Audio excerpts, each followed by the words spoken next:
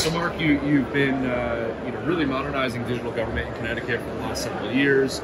Now embarking on a consolidation, hopefully in the budget that's being approved as we speak, ideally.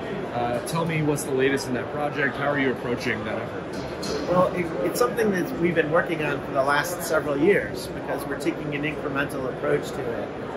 The budget approval is really the last step of the formality, but it's a journey.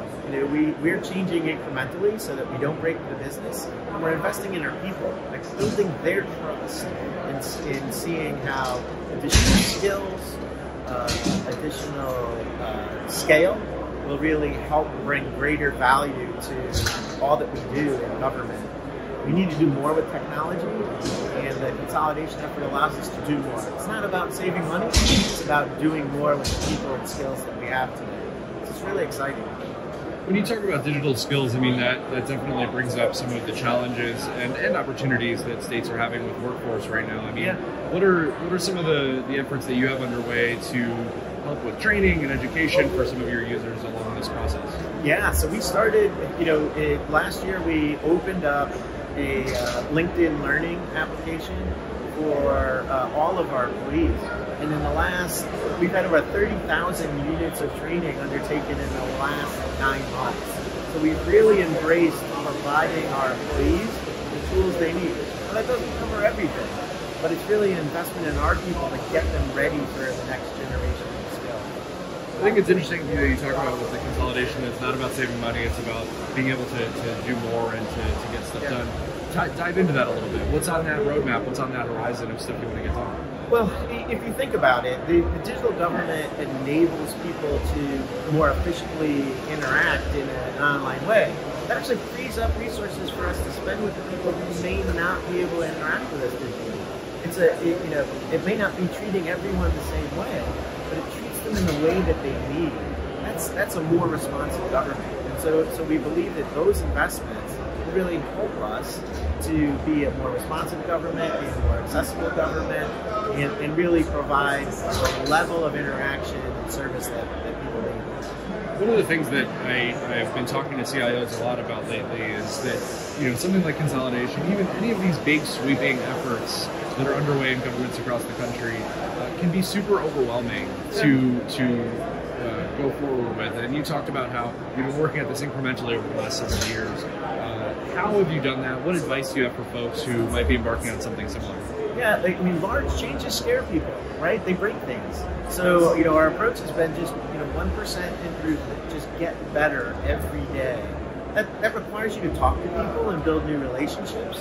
That requires us to continue to run our businesses, which are complex.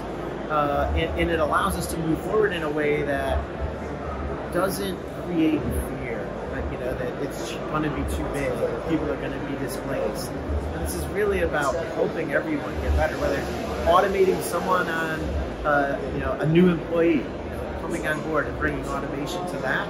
It's a small example of how we just are making every day just one step more efficient.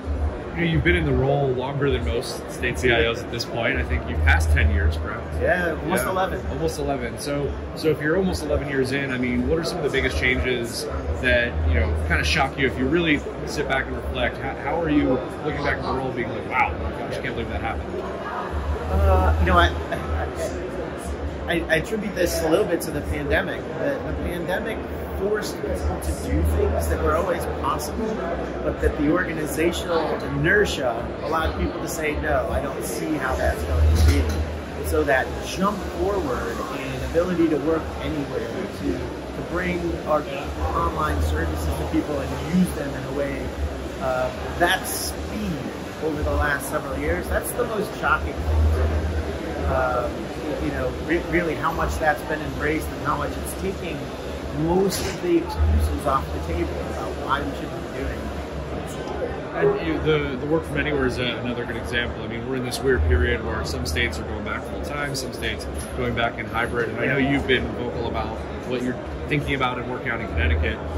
What's your latest thinking on the work from anywhere stuff, and where are you at on that? We still are promoting, at least on the technology resources, that we're primarily 100% remote where people want it. We'll create the spaces for people to work, and we're designing intentional interactions to bring people in. So the Friday before this conference, we had an all-day retreat for our management team so that we can work with each other. I don't want people in the office just to be on a video call with someone else. That's a waste of resources to get there, and it's not useful to have people together. If we're working, collaborating, or designing, or exploring, those are the reasons why we should be together. And last question again.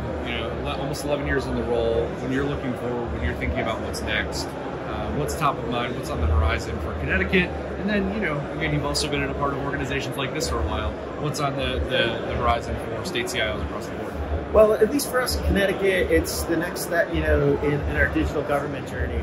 We heard earlier that that's been a 20-year journey for NASIO still, and there's more to come.